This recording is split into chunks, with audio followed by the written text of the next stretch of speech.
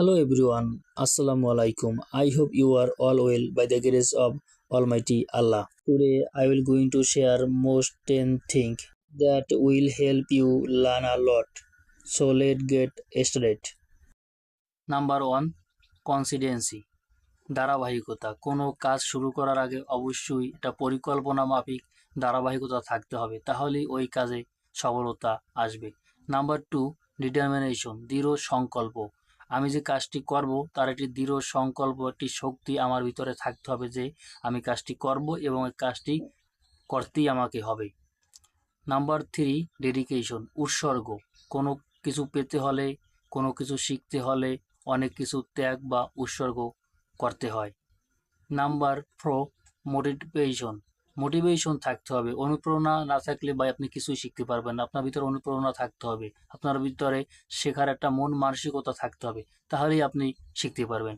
Number 5, persistence, অধ্যবসায় থাকতে হবে। আপনার নিয়মিত প্র্যাকটিস করতে হবে, নিয়মিত পড়তে হবে, তাহলে দেখবেন আপনি যে কাজটি করতে চাইছেন বা করছেন ওটিকে আপনি সফল করতে পারবেন এবং শিখতে পারবেন।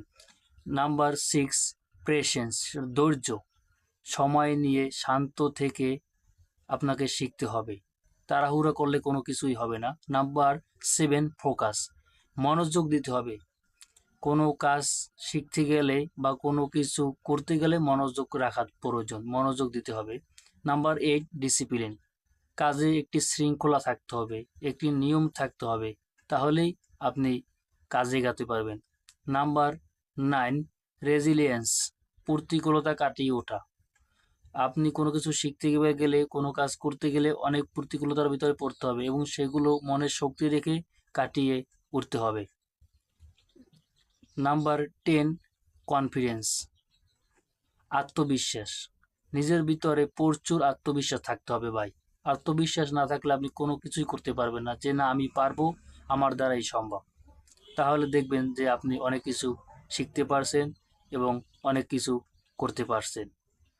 তো আজকে এতটুকুই ছিল। দেখা হবে অন্য ভিডিওতে। সবাই সুস্থ থাকবেন, ভালো থাকবেন। আল্লাহ হাফিজ।